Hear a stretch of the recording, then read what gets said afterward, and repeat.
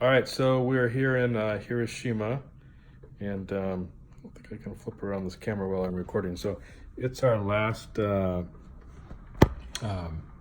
day in Hiroshima. We were here for 2 nights. Had a pretty good time. Before this, we were in Nagoya. There wasn't too much to say about Nagoya. We did see the castle there. Here we saw the Peace Monument, the Peace Museum. We had a great tour on gentleman we met on the Show Around app. And I'm going to go ahead and let Justin kind of give his input on his first, I think, 4 days here in Japan and having to spend time with his dad 24/7. So there you go. I thought it was very interesting, just the kind of culture that they have here. It's mainly very traditional in comparison to the U.S.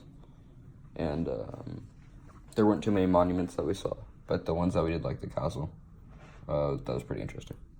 So how did you like when we went shopping? Some of their snacks were different, right? Yeah, they had a lot of like chocolate stuff, and then just some interesting like branded stuff. Like octopus in a bag? Yeah, that was interesting. Yeah, they had like things we don't see normally in the States, like look like octopus, squid on a stick, all in their snack section, just kind of preserved type things. Also, it was kind of interesting when we spoke with the gentleman we did our Show Around tour with. He actually travels a lot, which he said is very rare for most people in Japan. He said that most people in Japan, well, if they work, they usually get two weeks off or 10 days during the year. That most of them will work during those times anyway, so that they're more apt to get a promotion. Because if they do take the vacation and someone else they work with worked during their vacation, it'll probably be the other person who gets a promotion rather than them. So he indicated that he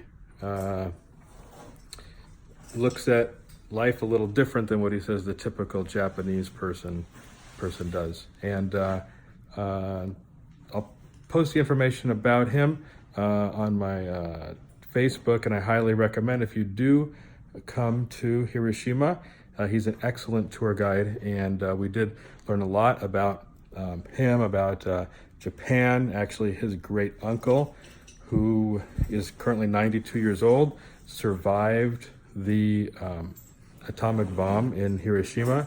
I believe he was here in the military, and what is really ironic is he describes the atomic bomb when it went off, the mushroom cloud with all the colors, as one of the most beautiful things in the world. And it's just ironic how much tragedy and destruction that was caused by that beauty. Anyway, that's it for Hiroshima and Nagoya, and we are going to be taking a train to Osaka, where we'll actually be for 4 nights, and hopefully get an update soon. Tomorrow we're going to go see a baseball game, so that should be pretty exciting. We hear it's pretty intense here in Japan, baseball.